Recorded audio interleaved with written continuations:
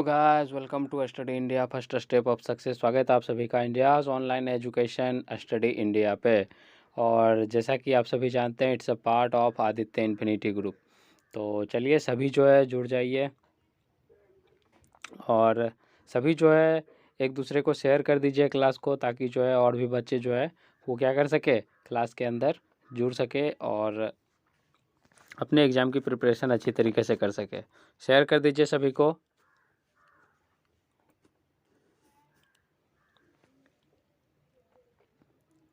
Okay, जैसा कि आप जानते हैं, तब तक जो है हम लोग कुछ कर लेते हैं आप लोग का क्लास का जो है टाइमिंग टेबल की बात। तो वो तो आप लोग को, हालांकि जो है वो जो आप लोग को शुरू में दिखाया जाता है तो वो टाइमिंग टेबल ही दिखाया जाता है। फिर भी आपको बता देते हैं एक बार शॉर्ट में, ठीक है। तो आपका जो है 8 बजे से आपका क्या होता है, 8 बजे सुबह में, ठीक है, सारा का सारा क्लास मॉर्निंग में होता है। ये आपका 8 बजे होता है आपका 12th मैथ का, ठीक है। 9 बजे आपका 12th की केमिस्ट्री, ओके। और 10 बजे जो है आपका 10th का साइंस होता है। और आपका 11 बजे 10th की मैथ होती है, ठीक है। तो ये सारा क्लास जो है आपका चल रहा है। तो उम्मीद है कि सभी जो है जो भी अपना क्लास जो है जिस भी सेशन के अंदर ज्वाइन कर रहे होंगे, रेगुलर कर रहे होंगे और एक दूसरे को शेयर भी कर रहे होंगे, ठीक है। वैसे आप लोग को जो है बता दें थोड़ा सा कि आप लोगों ने जो है शेयर करना काफ़ी कम कर दिया है। तो शेयर जो है किया कीजिए, इससे जो है कहीं ना कहीं हम लोग को जो है थोड़ा सा मोटिवेशन मिलता है। तो जिससे कि मैं जो है आप लोग के लिए इतना जो है जल्दी उठ के जो है मतलब जग के पूरा क्लास जो है बनाते हैं, ठीक है।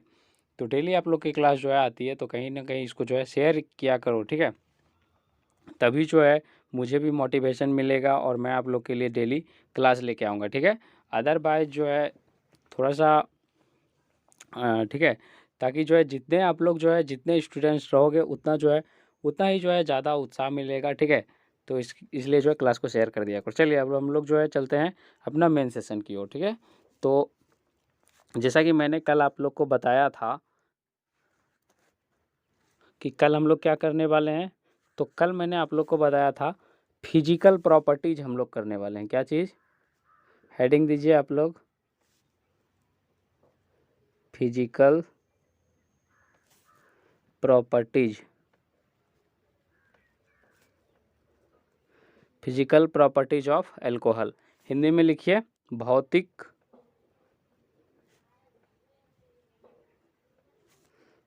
गुणधर्म। यानी आप हिंदी में क्या लिखिए, एल्कोहल के भौतिक गुणधर्म, ठीक है। एल्कोहल और फिनॉल ये दोनों लगभग जो है एक ही जैसे जो है फिजिकल प्रॉपर्टीज को दर्शाते हैं। थोड़े बहुत जो है आपको अंतर देखने को मिलेंगे, ठीक है। ओके, तो चलिए हेडिंग दीजिए, 1 नंबर दीजिए। आज आप लोग जो है अपना कॉपी पेन लेके बैठा कीजिए, ठीक है, जिससे कि मैं आप लोग को जब भी कुछ लिखाऊं तो आप लोग को जो है थोड़ा सा लिखने में सुविधा हो, छूटे नहीं आपका, ठीक है। चलिए नंबर 1 दीजिए, पॉइंट नंबर 1।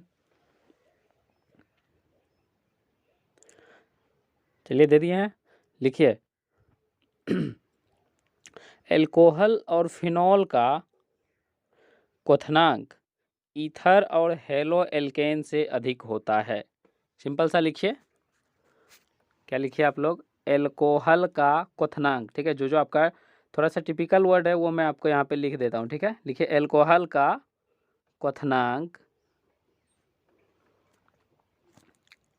ठीक है। एल्कोहल का क्वथनांक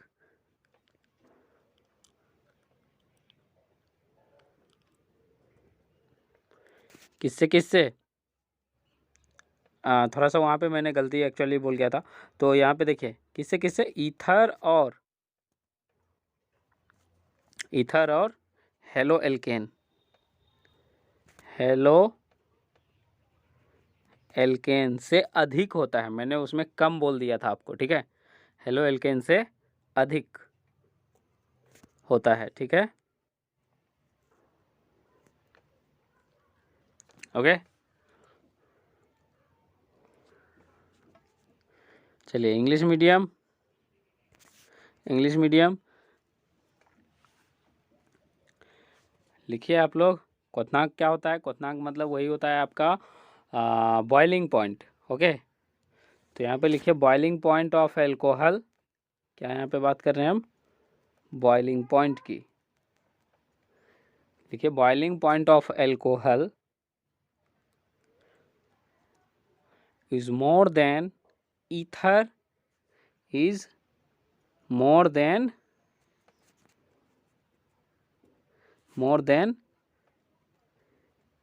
ether and haloalkane. Ether and haloalkane, ठीक है, ईथर एंड हेलोएल्केन, हेलोएल्केन।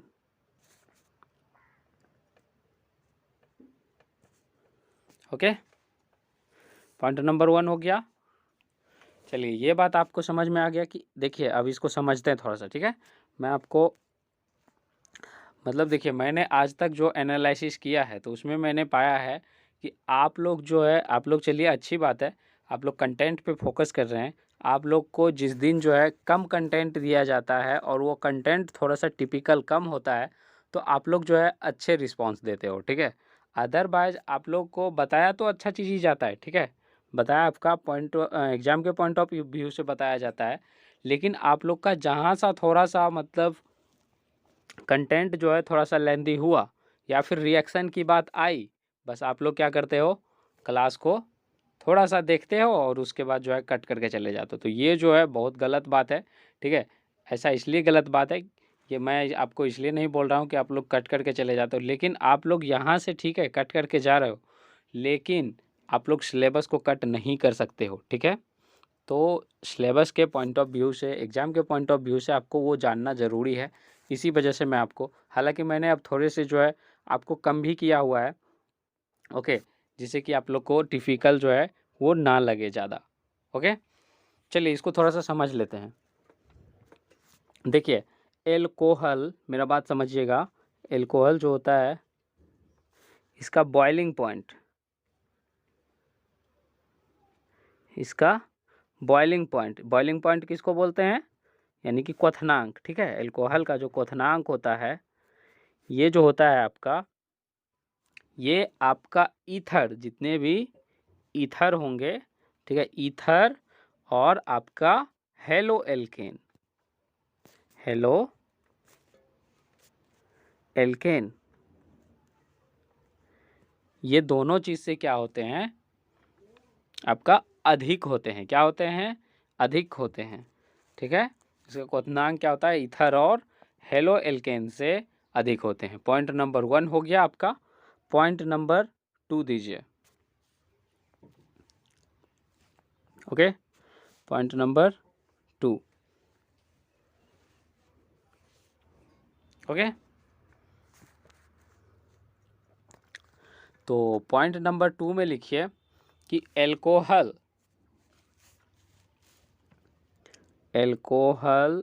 और फिनॉल, हाँ उसमें भी आप फिनॉल कर लीजिएगा, ठीक है। एल्कोहल जो मैंने लिखा था उसमें भी आप एल्कोहल और फिनॉल लिखिए। दोनों जो है, अब दोनों का क्वथनांक ईथर और हेलो एल्केन से अधिक होगा, ठीक है। हाँ यहाँ पे अब आप समझिए,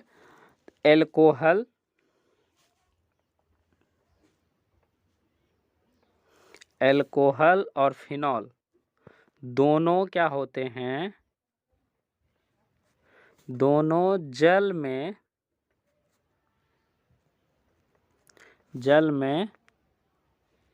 घुलनशील, जल में घुलनशील,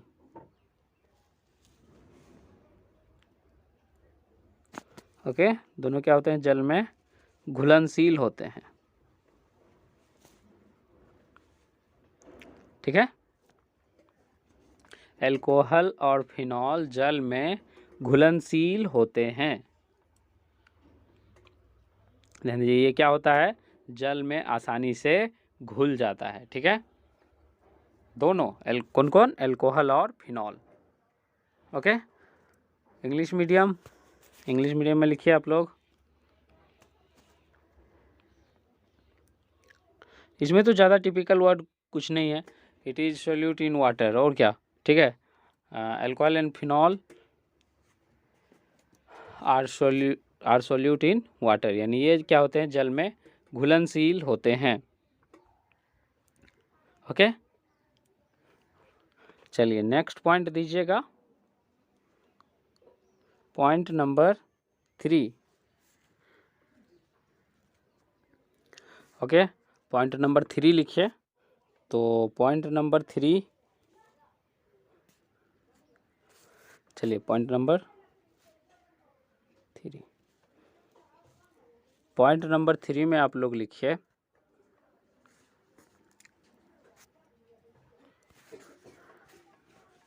अल्कोहल जो होता है क्या होता है,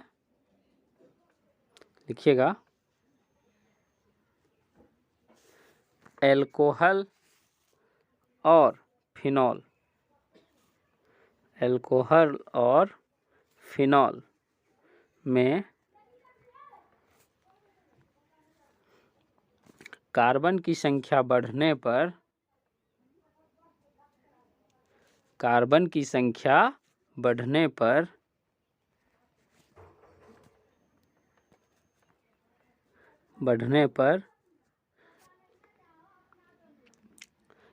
इसका क्वथनांक बढ़ता है, इसका क्वथनांक क्या होता है, बढ़ता है।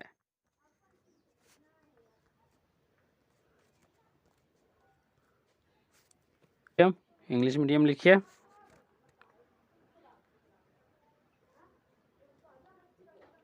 ओके, लेकिन number of carbon is increasing, number of carbon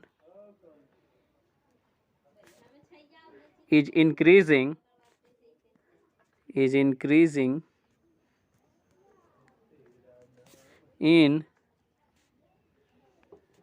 alcohol and phenol,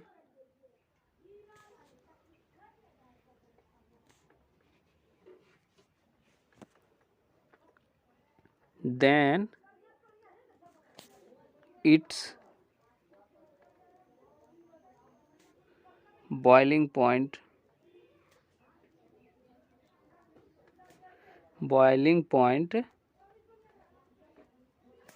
is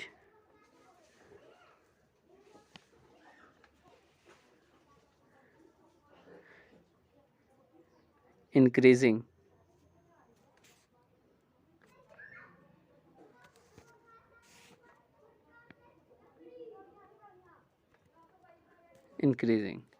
okay, यानी कि आपका अगर कार्बन की संख्या बढ़ेगी तो एल्कोहल का क्वथनांक भी बढ़ेगा। ठीक है,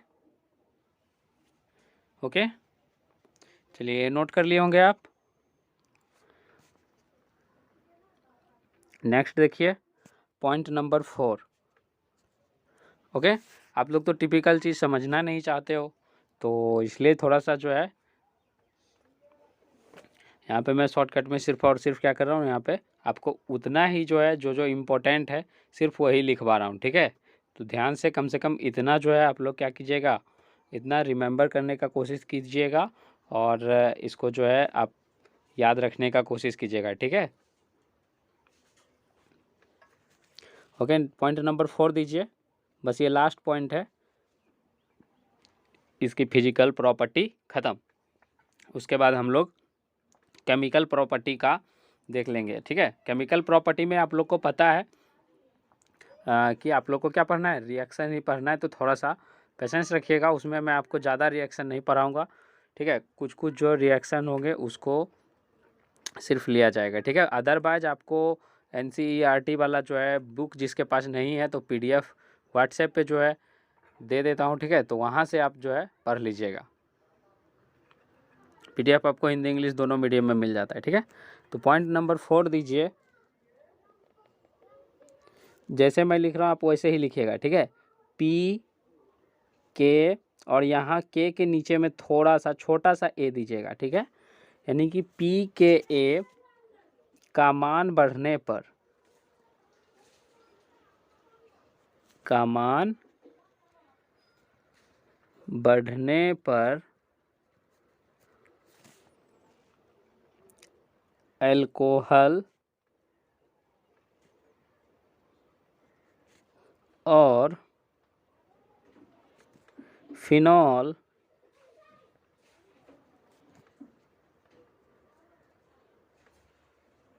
का अम्लीय गुण घटेगा। ठीक है, यानी जितना pKa का मान बढ़ेगा, pKa का मान जितना बढ़ेगा, अल्कोहल का अम्लीय गुण उतना ही घटेगा। ठीक है, ओके। इंग्लिश मीडियम, इसको कन्वर्ट कर लीजिए इंग्लिश में, कोई दिक्कत नहीं है। If the value of pKe is increasing, then properties of acidic in alcohol are decreasing. Okay,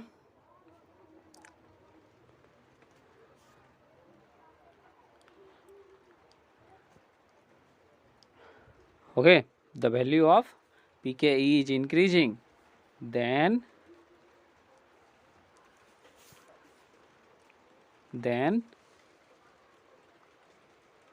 the properties of acid in alcohol are decreasing. ठीक है, तो ये सारे के सारे क्या थे, ये सारे के सारे आपका क्या थे, फिजिकल प्रॉपर्टीज था, जिसको कि मैंने यहाँ पे डिस्कस किया है। ओके, तो इसके बाद हम लोग जो है अब क्या करेंगे, केमिकल प्रॉपर्टीज। क्या करेंगे अब हम लोग, केमिकल प्रॉपर्टीज। तो केमिकल प्रॉपर्टीज जो है, हेडिंग दीजिए chemical property,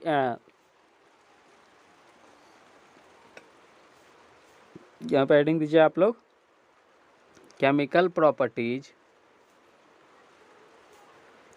chemical properties of alcohol and phenol,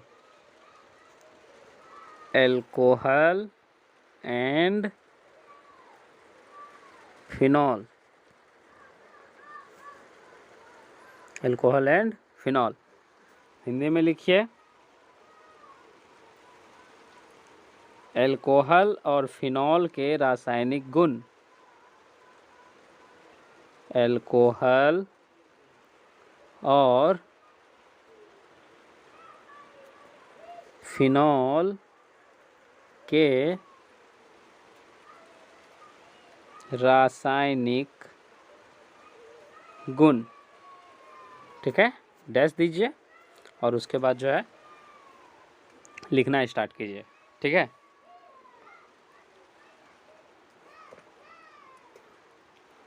okay.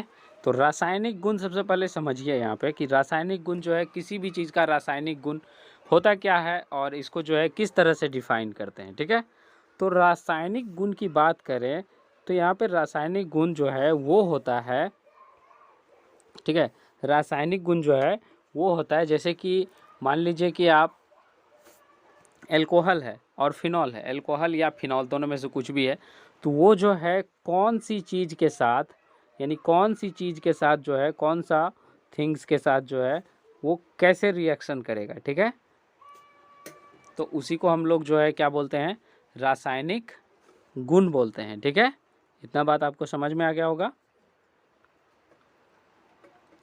तो हेडिंग दीजिए सबसे पहले आप, रासायनिक गुण हेडिंग दे दिए होंगे आप लोग। उसके बाद नंबर 1 दीजिए, 1 नंबर में आप लिखिए एस्टरीफिकेशन, एस्टरीफिकेशन। हिंदी में आपको क्या लिखना है, एस्टरीकरण। हिंदी में क्या लिखना है,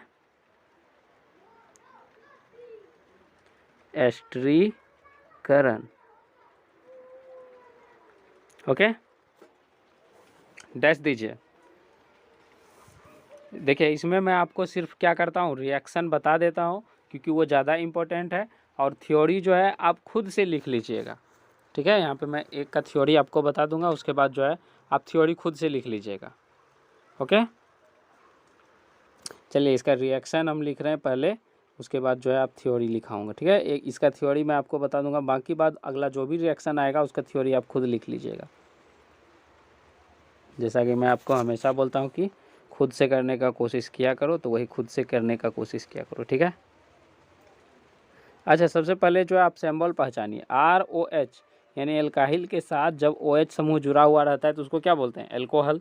और एल्काहिल के साथ, एल्काइल समूह के साथ जब COOH समूह जुड़ा हुआ रहे तो उसको क्या बोलते हैं? एसिड, ठीक है। एसिड ग्रुप बोलते हैं, एसिड समूह बोलते हैं। अब ये जो है दोनों रिएक्शन करेगा किसके उपस्थिति में? H+ आयन के उपस्थिति में। और ये क्या बना देगा? एस्टर बनाएगा, इसीलिए तो इसको एस्टरीफिकेशन कहते हैं। ये क्या बनाएगा? एस्टर। एस्टर का क्या होता है? RC, ठीक है। एस्टर का आपको क्या होता है? RCOOR, ठीक है। एक्चुअली ये जो है आपका एस्टर बनाएगा, ठीक है।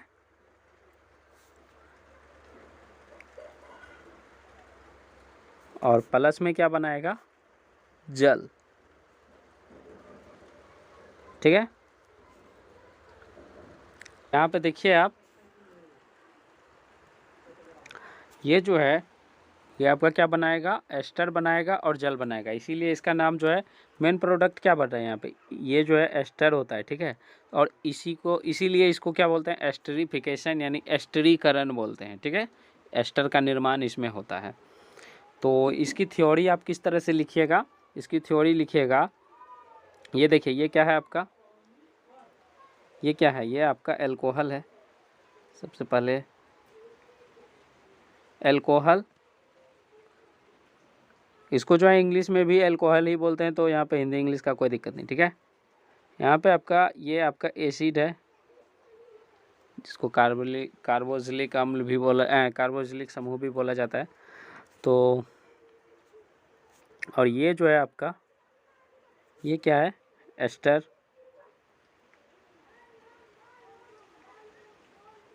ठीक है। और ये तो आपको पता ही है, ये तो आप लोग डेली यूज़ करते हो पीने में, ठीक है। वाटर यानी जल है, ठीक है। अब इसकी थ्योरी देखिए, इसकी थ्योरी किस तरह से लिखेंगे आप? इसकी थ्योरी लिखेंगे, जब एल्कोहल को एसिड समूह के साथ H+ आयन की उपस्थिति में अभिक्रिया कराया जाता है तो अभिक्रिया के फलस्वरूप एस्टर और जल का निर्माण होता है। इस अभिक्रिया को एस्टरीकरण अभिक्रिया बोलते हैं। हो गया, ठीक है। इंग्लिश में भी आप इसी तरह से लिख लेंगे, ओके। तो इसको ज़्यादा डिस्कस करने का कोई ज़रूरत नहीं है, ओके। इसका ध्यान से एक बार देख लीजिए। चलिए मैं आप लोग को एक बार और बताता हूँ यहाँ पे। जब एल्कोहल को एसिड समूह के साथ H+ आयन की उपस्थिति में अभिक्रिया कराया जाता है तो अभिक्रिया के फलस्वरूप एस्टर और जल का निर्माण होता है, जिसे एस्टरीफिकेशन अभिक्रिया कहते हैं या एस्टरीकरण अभिक्रिया कहते हैं। हो गया, ओके। पॉइंट नंबर 2 लिखिए। और पॉइंट नंबर 2 में जो है आप लोग को हेडिंग क्या देना है? इसको बोलते हैं निर्जलीकरण, ठीक है।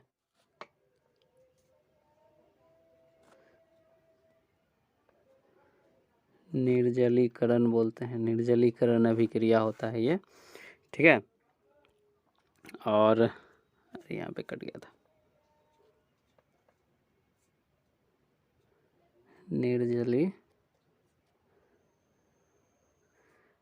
निर्जलीकरण, ठीक है। निर्जलीकरण अभिक्रिया, ठीक है। और इसको जो है इंग्लिश में क्या बोलते हैं? इसको इंग्लिश में बोलते हैं डिहाइड्रोलाइसिस,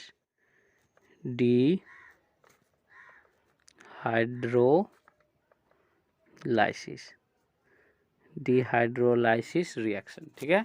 या डिहाइड्रोलाइसिस भी आप लिख सकते हो, कोई दिक्कत नहीं, ठीक है। तो इसकी रिएक्शन की बात करें तो इसकी रिएक्शन जो है लिख लीजिए यहाँ पे।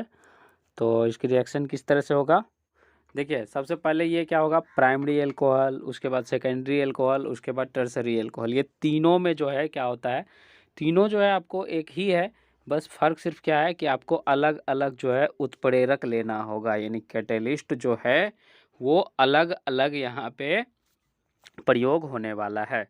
तो सबसे पहले प्राइमरी अल्कोहल देखते हैं, ठीक है। तो प्राइमरी अल्कोहल में चलिए कोई सा भी अल्कोहल ले लीजिए आप, कोई सा भी अल्कोहल, जैसे कि मैं यहाँ पे क्या ले रहा हूँ, C2H5OH अल्कोहल का, ठीक है। और ये जो है क्या होता है, डिहाइड्रोलाइसिस होता है। तो डिहाइड्रोलाइसिस किसके उपस्थिति में होता है, मैंने आपको बोला था अलग अलग उत्प्रेरक का यूज होता है। तो यहाँ पे जो यूज होता है उत्प्रेरक, यहाँ पे यूज होता है आपका H2SO4। क्या होता है यहाँ पे, H2SO4 उत्प्रेरक यूज होता है। और इसको जो है गर्म किया जाता है आपको 443 केल्विन, यानी 443 केल्विन पे इसको गर्म किया जाता है। जैसे ही आप क्या करेंगे, इसको गर्म करेंगे, H2SO4 को क्या बोलते हैं, सल्फ्यूरिक अम्ल बोलते हैं। तो जैसे ही आप क्या करेंगे, इसको सल्फ्यूरिक अम्ल की उपस्थिति में गर्म करेंगे, तो ये क्या दे देगा आपको, एल्कीन दे देगा। ये आपको एल्कीन समूह जो है प्राप्त होता है। एल्कीन समूह क्या प्राप्त होगा, यहाँ पे देखिए कार्बन की संख्या 2 है, यानी 2 संख्या वाला एल्कीन प्राप्त होगा। तो 2 संख्या वाला एल्कीन क्या हो सकता है, यानी एल्कीन ग्रुप में क्या होता है, कार्बन की संख्या जो होती है हाइड्रोजन की संख्या से, कार्बन की संख्या नहीं, हाइड्रोजन की संख्या जो होती है कार्बन की संख्या से दुगनी होती है, यानी CnH2n, तो C2, तो H कितना 4, यही होगा। अब यहाँ पे देखिए, यहाँ पे कितना H था, यहाँ पे 5 H था, लेकिन यहाँ पे कितना H यूज हुआ, यहाँ पे 4 H यूज हुआ। तो एक H इसमें बचा और बाकी का OH यहाँ पे है। तो दोनों मिला के क्या बन जाएगा, दोनों मिला के बन जाएगा H2O। ये जो है आपका बाहर निकल जाता है, और इसीलिए इसको क्या बोलते हैं, निर्जलीकरण, यानी जल जो है यहाँ से क्या होता है, अलग हो जाता है, और इसीलिए इसको क्या बोलते हैं, डिहाइड्रोलाइसिस, ठीक है। इस अभिक्रिया में आपका जल अलग हो जाता है, ठीक है। ध्यान से एक बार और समझ लीजिए आप, देखिए यहाँ पे जो है आपका कितना H था, यहाँ पे आपका, यहाँ पे देखिए यहाँ पे 5 H है, जिसमें कि 4 H जो है आपका यहाँ पे यूज हो रहा है, बाकी का 1 H जो है ये यहाँ बचा आपका, ठीक है। और ये वाला जो OH है, ठीक है, ये OH जो है ये आपका यहाँ पे आ गया। तो ये दोनों मिल के जो है आपका क्या बन गया, H2O बन गया, ठीक है। ओके, तो इसी को क्या बोलते हैं, इसी को बोलते हैं डिहाइड्रोलाइसिस या निर्जलीकरण। थ्योरी मैंने आपको लिखने के लिए बता ही दिया है। आप सिंपल सा क्या लिखिएगा, जब प्राइमरी अल्कोहल को सीधा लिखिएगा, ये क्या प्राइमरी अल्कोहल ही है, यहाँ पे आप R के स्थान पे कुछ भी ले सकते हो, मैंने C2H5 लेके आपको दिखाया। तो आप क्या लिखिएगा, जब प्राइमरी अल्कोहल, आप भी हिंदी में लिख सकते हैं प्राइमरी अल्कोहल, कोई दिक्कत नहीं। अगर आपको और हिंदी में लिखना है तो आप प्राथमिक अल्कोहल लिखिए, ठीक है। नहीं तो ऐसा कीजिए, लिखिए 1 डिग्री अल्कोहल, तो दोनों में काम आ जाएगा, हिंदी और इंग्लिश दोनों के लिए कोई दिक्कत नहीं है। लिखिएगा, जब 1 डिग्री अल्कोहल को H2SO4 की उपस्थिति में 443 केल्विन तापमान पर गर्म किया जाता है, तो गर्म करने के फलस्वरूप इथीन, ये कौन सा ग्रुप का है, इथीन ग्रुप का, जैसे मैंने 2 लिया तभी ना ये जो है आपका C2H4 बना। अगर मैं ज़्यादा कार्बन लेता तो ज़्यादा बनता, ठीक है। क्या होता है यहाँ पे, अगर मैं ज़्यादा कार्बन लेता तो ये जो है ज़्यादा बनता, जैसे कि मैंने यहाँ पे 2 लिया तो ये जो है 2 वाला बना। अगर मैं 3 लेता तो C3H6 बनता, ठीक है। तो इसीलिए सिंपल सा लिख दीजिए ऐसा चीज़ जो कि सभी आ जाए। तो ये सारा का सारा कौन सा ग्रुप का है, इथीन ग्रुप का है, तो यहाँ पे इथीन हो जाएगा, इथीन हो गया। चलिए, तो मैं क्या बोल रहा था, मैं बोल रहा था आपको जब प्राइमरी एल्कोहल को H2SO4 की उपस्थिति में 443 केल्विन तापमान पर गर्म किया जाता है तो गर्म करने के फलस्वरूप इथीन समूह का निर्माण होता है और जल बाहर निकल जाता है। जल बाहर निकल जाता है। ठीक है, तो इसी तरह से आप इंग्लिश में भी लिख लीजिएगा अपना थ्योरी, कोई दिक्कत नहीं है। ओके, नेक्स्ट रिएक्शन देखिए। नेक्स्ट क्या रिएक्शन जो है वही रहेगा, सिर्फ आपका क्या होगा यहाँ पे एल्कोहल में चेंज कर रहा हूँ। ठीक है, पहले वो मैंने आपको प्राइमरी से करवाया था, अब यहाँ पे जो करवाने वाला हूँ वो सेकेंडरी रहने वाला है। ठीक है, तो यहाँ पे जो है सेकेंडरी एल्कोहल ले लीजिए, यानी कि यहाँ पे जो है आप H ले लीजिए और दो जगह आपको RR लेना है, यही तो सेकेंडरी होता है। ये आपका सेकेंडरी एल्कोहल हो गया। लेकिन मैंने आपको बताया था कि सभी में उत्प्रेरक क्या होंगे, चेंज होते जाएंगे। तो इसमें जो उत्प्रेरक चेंज होगा, इसमें क्या होगा, लिखिए आप 85%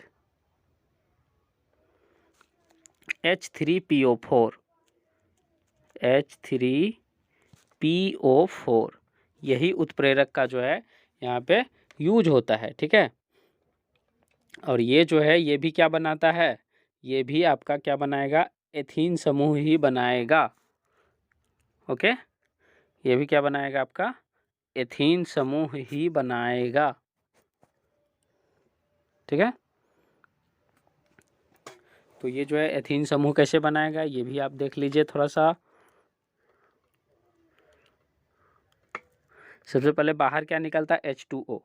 तो आप जो है क्या कीजिए, H2O को बाहर निकाल दीजिए और उसके बाद जो है ये यहाँ पे आपका क्या बनेगा, एथीन समूह बनेगा। जैसे कि आप यहाँ पे R के स्थान पे क्या रख लो, R के स्थान पे CH3 रख लो। ठीक है, यहाँ पे भी आप क्या CH3 रख लो, कोई दिक्कत नहीं। ठीक है, इसको मैं बना के आपको दिखाता हूँ थोड़ा सा। दोनों जगह CH3 रख लिया आपने। अब देखिए, अब आपको क्या करना है, अब आपको करना है इधर आपको क्या लिखना है, CH3 एक यहाँ ले लीजिए, दूसरा CH3 आप जो है दूसरा CH3 आपका दूसरा जो है यहाँ पे आने वाला है। ठीक है, ओके, यहाँ पे हो गया। बीच में एक कार्बन बचा हुआ है तो उस कार्बन को ले लीजिए। ठीक है, और उसके साथ जो है एक हाइड्रोजन भी बचा हुआ है तो यहाँ पे आप एक हाइड्रोजन भी ले लीजिए, इसको आपस में जोड़ दीजिए यहाँ पे, इस तरह से ये बन जाएगा। ठीक है, ये इथीन ग्रुप जो है वो बन जाएगा। ठीक, ओके, तो ये क्या हो जाता है आपका सेकेंडरी एल्कोहल जो है, सेकेंडरी एल्कोहल में भी इथीन ग्रुप का निर्माण होता है। थ्योरी इसकी आप इसी तरह से लिख सकते हैं। ठीक है, और प्लस में क्या दीजिएगा, बाहर क्या निकलने वाला है, बाहर निकलने वाला है इसमें भी आपका H2O। तो बाहर क्या निकलने वाला है आपका, इसमें भी H2O। ठीक है, तो मैंने यहाँ पे H20 जैसा ये देखने में लग रहा है, थोड़ा सा इसको ठीक कर देते हैं, H2O। ठीक है, तो इसकी थ्योरी किस तरह से लिखेंगे, इसकी थ्योरी लिखेंगे जब 2 डिग्री एल्कोहल को जब 2 डिग्री एल्कोहल को 85% यानी 85% H3PO4 एसिड की उपस्थिति में, ठीक है, इसको क्या बोलते हैं, इसको बोलते हैं क्या, फास्फोरिक एसिड बोलते हैं इसको। ठीक है, H3PO4। ठीक है, तो जब सिंपल सा लिखिएगा, जब आपको जब नाम याद नहीं रहे, सिंपल सा नाम याद नहीं रहे तो जो लिखा हुआ है सेम टू सेम लिख दीजिए। यानी जब सेकेंडरी एल्कोहल को, ठीक है, या 2 डिग्री एल्कोहल को 85% H3PO4 की उपस्थिति में, H3PO4 की उपस्थिति में, अच्छा यहाँ पे भी आपको कितना 440 केल्विन दे दीजिए, यानी थोड़ा सा टेम्परेचर कम लगेगा। ठीक है, तो जैसे जैसे एल्कोहल जो है जटिल होते जाएगा, तापमान जो है यहाँ पे कम लगेगा उसको टूटने के लिए। ठीक है, तो ये जो है क्या होगा, H3PO4 की उपस्थिति में 440 डिग्री तापमान पर गर्म किया जाता है। तो गर्म करने के फलस्वरूप वही चीज़ लिखना है आपको, इथीन ग्रुप का निर्माण होता है और जल बाहर निकल जाता है। ये तो कॉमन रहने वाला है सब में, इथीन ग्रुप का निर्माण होता है और जल बाहर निकल जाता है। उसी तरह से आप क्या कीजिए, टर्सरी का बना लीजिए। तो टर्सरी का देखिए, टर्सरी में आपको कितना एल्कोहल आर का मान कितना रहने वाला है, 3 रहने वाला है। तो इसको भी आप इस तरह से 3R ले लीजिए, ठीक है। एक में R डैश कर लीजिए, R डबल डैश कर लीजिए, ठीक है। और यहाँ पे आप OH लिख लीजिए, ओके। और उसके बाद यहाँ पे आपको क्या लिखना है, यहाँ पे आपको 20% लगेगा क्या, उसमें मैंने कितना बताया 85%, और इसमें आपको 20% लगेगा H3PO4, H3PO4 लगेगा। और ये गर्म कितना करना है, गर्म करना है आपको 338 केल्विन पे, ठीक है। यानी कि ये और भी जो है आपको कम लगने वाला है यहाँ पे टेम्परेचर, ठीक है। और ये जो है क्या बन जाएगा, तो ये बन जाएगा आपका, ये बन जाएगा आपका यहाँ पे देखिए मेन प्रोडक्ट। चलिए मैं यहाँ पे आपको साफ से थोड़ा सा बनाता हूँ यहाँ पे, ठीक है। ये बनेगा आपका RC, यहाँ पे भी आपका R डैश दे दीजिएगा तो कोई दिक्कत नहीं है। फिर एक जो है आपको यहाँ पे क्या देना है, डबल बॉन्ड, और यहाँ पे आपको R देना है, ठीक है। 3R का यूज हो गया। यही चीज़ इसमें भी बनेगा, ये भी किसका है, एल्कीन है, और प्लस में आपका बन जाएगा H2O, ठीक है, हो गया। तो इसकी भी थ्योरी आप इसी तरह से लिखेंगे। R का मान आपको जितना जितना रखना है आप रख लीजिएगा, कोई दिक्कत नहीं। R का मान पे आप CH3 C2H5 C3H7 ये सारा चीज़ लिख सकते हो। जैसे R का मान यहाँ पे अगर आप CH3 लिखते हो, C2H5 लिखते हो, C3H7 लिखते हो, कोई दिक्कत नहीं। आप तीनों में से कहीं भी तीनों जो है अलग अलग मान बैठा दीजिएगा, ठीक है। तो ये जो है आपका बन जाएगा, ठीक, कोई दिक्कत नहीं है, ओके। यहाँ पे दोनों रिएक्शन आपको लिखना है, ठीक है। जैसे कि ये भी, और R का मान आप जो है दे के लिख दीजिएगा, कोई दिक्कत नहीं है, ठीक है। तो ये तीनों रिएक्शन अगर आपको लिखना है तो लिख सकते हैं। अगर देखिए जैसे वो आप पे निर्भर करता है, मैं आपको यहाँ पे बताऊँ कि जैसे कि यहाँ पे अगर आपको क्वेश्चन जो है वो 3 नंबर का पूछा, अगर ये क्वेश्चन आपको 3 नंबर या 4 नंबर में पूछ रहा है, ठीक है, तब तो आपको सिर्फ क्या करना है, थ्योरी लिखना है, एक रिएक्शन लिखना है, काम हो गया, ठीक है। अगर आपको क्वेश्चन 5 नंबर या 7 नंबर में पूछ रहा है, ठीक है, कहने का मतलब वो नंबर नहीं, मतलब मार्क्स का मैं बात कर रहा हूँ यहाँ पे, 5 मार्क्स का है या 7 मार्क्स का है, तो आपको क्या करना है, तो आपको तीनों रिएक्शन लिखना पड़ेगा, ठीक है। तीनों रिएक्शन लिख लीजिएगा, ओके। तो ये क्या था, ये जो है आपका टर्सरी एल्कोहल का है, ओके। तो इसमें जो है आपका क्या होता है, इसमें भी आपका इथीन ग्रुप का ही निर्माण हुआ, क्योंकि इसमें भी आपका क्या है, डबल बॉन्ड है, ठीक। अब यहाँ पे जो है थ्योरी इसकी लिखना स्टार्ट कीजिए। जब टर्सरी एल्कोहल को 20% H3PO4 की उपस्थिति में 338 केल्विन पर गर्म किया जाता है, देखिए यहाँ पे सारा चीज़ लिखा हुआ है, 338 केल्विन पर गर्म किया जाता है, तो गर्म करने के फलस्वरूप तो गर्म करने के फलस्वरूप इथीन समूह का निर्माण होता है और जल बाहर निकल जाता है। ये बात आपको लिखना है, ठीक है। इंग्लिश में भी उसी तरह से आपको लिखना है। When 3 degree alcohol is heated at 338 Kelvin in the presence of 20% H3PO4, then preparation of ethene and water is and water कर दीजिएगा, कोई दिक्कत नहीं। Okay, and water is out, हो गया। इसी को क्या बोलते हैं, डीहाइड्रोलाइसिस। तो आपने क्या देखा यहाँ पे, आपने देखा कि मैंने जो तीनों रिएक्शन करवाए हैं, ठीक है, तीनों रिएक्शन यानी 1 डिग्री, 2 डिग्री और 3 डिग्री, तीनों रिएक्शन जो करवाए, तीनों में से क्या निकला, तीनों में से एक चीज़ कॉमन था। क्या था कॉमन, वो कि जल जो है तीनों में से बाहर निकल रहा था, और जल को बाहर निकलने की ही क्रिया को क्या बोलते हैं, निर्जलीकरण बोलते हैं, निर्जलीकरण बोलते हैं, या इंग्लिश में इसको डीहाइड्रोलाइसिस, डीहाइड्रोलाइसिस, ठीक है।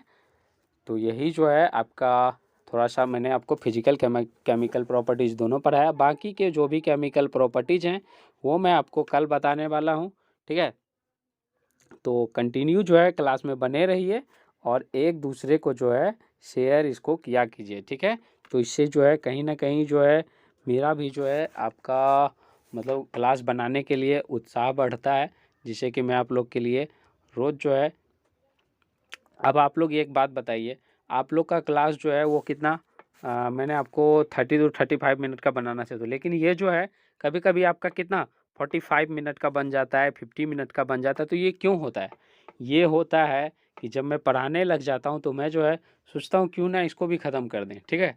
तो मुझे जो कहीं ना कहीं मतलब एक आप लोग को देख के जो है एक इंटरेस्ट बढ़ता है कि नहीं, जब बच्चे जो है सीखने का मतलब कर रहे हैं तो इसको जो है सिखाना जो है ये मतलब अपनी जो है ड्यूटी बन जाती है, ठीक है।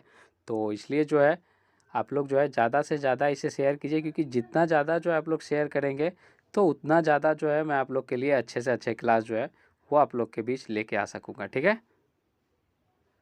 ओके, और सेशन को जो है लाइक किया करो, शेयर किया करो, और जो है कमेंट भी किया करो कि सेशन जो है कैसा लगा आप लोग को, क्लास अच्छा लगा तो अच्छा किया करो, और अगर आपको अच्छा नहीं लगता है तो आप जो है ख़राब भी कर सकते हो, कोई दिक्कत नहीं, डिसलाइक, लेकिन अपना जो है पोल जो है ज़रूर क्रिएट करो। अच्छा लगा ये तो अच्छा लिखो, गुड लिखो, अगर आपको ख़राब नहीं लगा तो आप जो है बैड भी लिख सकते हो, कोई दिक्कत नहीं, ताकि मैं अपने क्लास में और भी इम्प्रूवमेंट कर सकूँ, ठीक है। मुझे कोई दिक्कत नहीं है, कोई बुरा नहीं लगेगा, ठीक है। लेकिन आप लोग जो है अपना पोल जो है ज़रूर क्रिएट करो, ठीक है, यानी पोल जो है ज़रूर दो, आप अपना ओपिनियन ज़रूर रखो, ठीक है।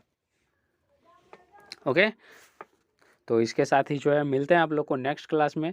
तब तक के लिए जो है आप अपने घर के अंदर जो है अच्छे से एग्ज़ाम की प्रिपरेशन करते रहिए, और एक दूसरे की हेल्प करते रहिए, जिससे कि आप जो है एग्ज़ाम के अंदर अच्छे मार्क्स ला सको, और अपने जीवन में जो है आप लोग नॉलेज को इम्प्रूव कर सको।